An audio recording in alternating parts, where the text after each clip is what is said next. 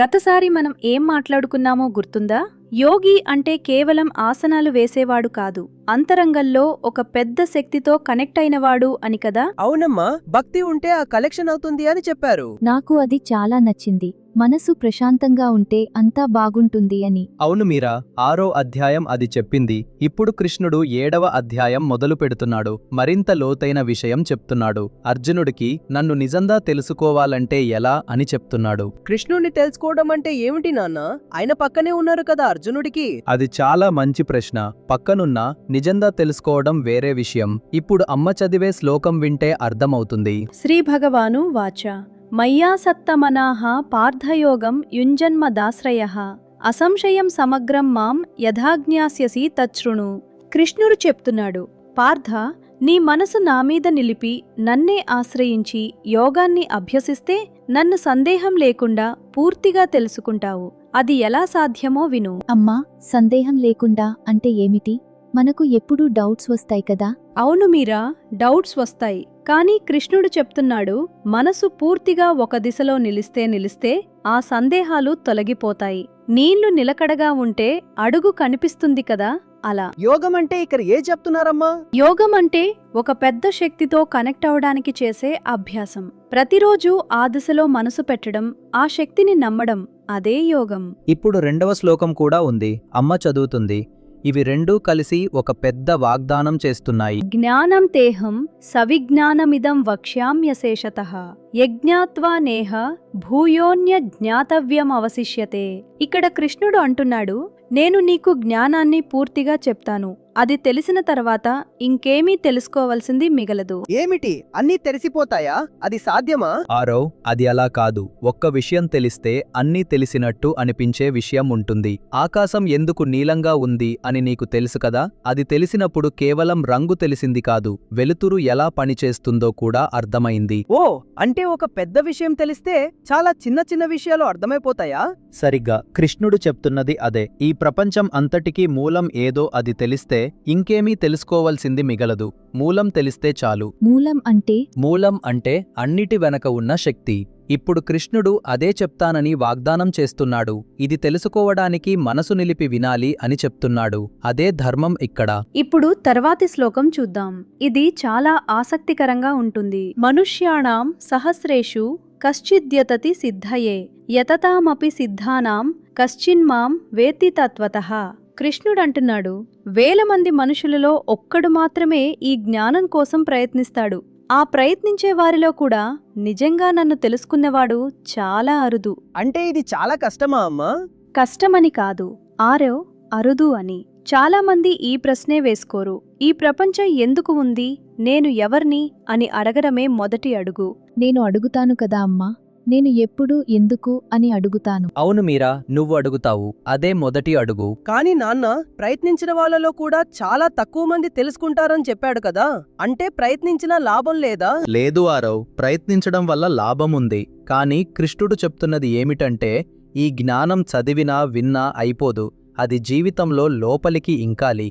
అది సమయం తీసుకుంటుంది. ఈ శ్లోకంలో కృష్ణుడు నిరాశ పెట్టడం లేదు, నిజాయితీగా చెప్తున్నాడు. ఇది సులభమైన దారి కాదు, కానీ ఈ దారి ఉంది అని. అంటే ప్రయత్నించాలి అని కదా? అవును, నిజంగా తెలుసుకోవడానికి డెడికేషన్ కావాలి, ఎఫర్ట్ కావాలి. అది లేకుండా పై అర్థమవుతుంది, లోపలికి వెళ్ళదు. నాన్న, మనమిప్పుడు ప్రయత్నిస్తున్నాం కదా? అవునమ్మా, ప్రతిరోజు ఇలా కూర్చొని వినడమే ఆ ప్రయత్నం. ఇప్పుడు చూడండి, తర్వాత కృష్ణుడు ఏం చెప్తున్నాడో. ఈ ప్రపంచం దేనితో తయారైందో వివరిస్తున్నాడు. భూమిరాపోనలో వాయుఖం మనో బుద్ధిరేవచ అహంకార ఇతీయం మే భిన్నా ప్రకృతిరష్టధ.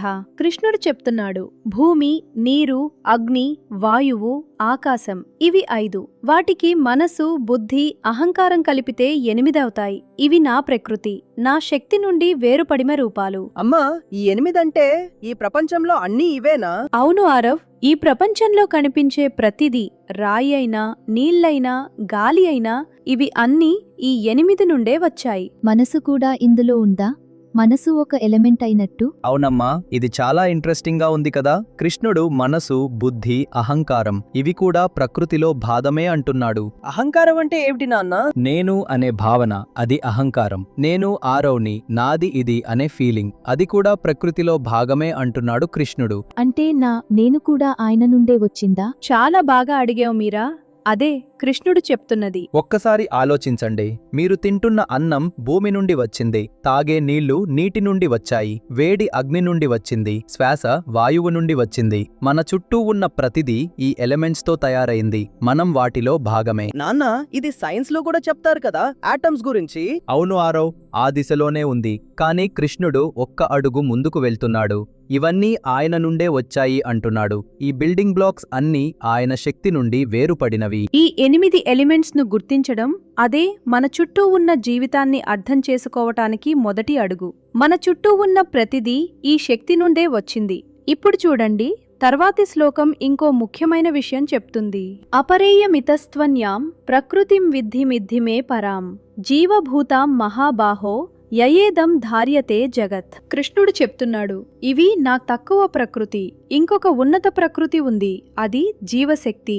ఆ శక్తితోనే ఈ జగత్తు నిలబడి ఉంది. తక్కువ ప్రకృతి, ఉన్నత ప్రకృతి అంటే ఏమిటి అమ్మా? ఆరవ్, ఒక చెట్టు చూడు, దాని మట్టి, నీళ్లు, వేళ్ళు ఇవి తక్కువ ప్రకృతి. కాని దానిలో ఉన్న జీవం, పెరగటానికి చేసే శక్తి, అది ఉన్నత ప్రకృతి. అంటే బతికే శక్తి వేరేది అని కదా? చాలా బాగా చెప్పావు మీరా. ఒక రాయిలో మట్టి ఉంది, మినరల్స్ ఉన్నాయి, కానీ అది పెరగదు. ఒక చిన్న విత్తనంలో అదే మట్టి, నీళ్లు ఉన్నా అది పెరుగుతుంది, పువ్వు పూస్తుంది.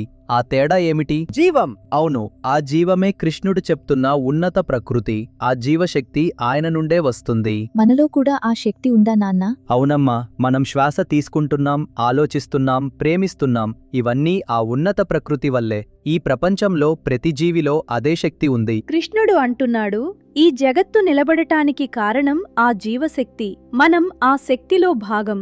అది అర్థమైతే మనం ఒంటరిగా లేమని తెలుస్తుంది. అంటే మనం అందరం ఒకే శక్తిలో భాగమా? అవును, ఈ అర్థం లోపలికి ఇంకితే మనమందరం ఒక పెద్ద జీవించే యూనివర్స్లో భాగం అని తెలుస్తుంది. అది తెలిసినప్పుడు మనసులో ఒక ప్రశాంతత వస్తుంది. నాన్న, అప్పుడు భయం తక్కువ అవుతుందా? అవునమ్మా, మనం ఒంటరిగా లేమని తెలిస్తే భయం తక్కువ అవుతుంది. ఇప్పుడు ఆలోచించండి, కృష్ణుడు ఏం చెప్పాడో. మనసు నిలిపి వింటే తెలుసుకోవచ్చు, ఈ ప్రపంచం 8 ఎలిమెంట్స్తో తయారైంది. మనలో ఉన్న జీవశక్తి ఆయన నుండే వచ్చింది. అమ్మా, కానీ ఇంత ఒక ప్రశ్న ఉంది నాకు. ఈ రెండు ప్రకృతులు ఎలా కలుస్తాయి? మట్టి నీళ్లు వేరు, జీవం వేరు. అవి కలవడం ఎలా జరుగుతుంది? ఆరవ్, అదే కృష్ణుడు తర్వాత చెప్తాడు. ఆయన అంటున్నాడు, ఈ రెండు నా నుండే వచ్చాయి, నేనే ఈ ప్రపంచానికి మూలం. తర్వాతి శ్లోకాల్లో ఆయన ఇంకా నేరుగా చెప్తాడు, నేను నీళ్లలో రుచిని, సూర్యుడిలో వెలుతురును, భూమిలో సుగంధాన్ని అని. నీళ్లలో రుచి కృష్ణుడా? అది ఎలా సాధ్యం? నాకు విలాలలి ఉంది. అది మళ్ళీ కూర్చున్నప్పుడు చూద్దాం.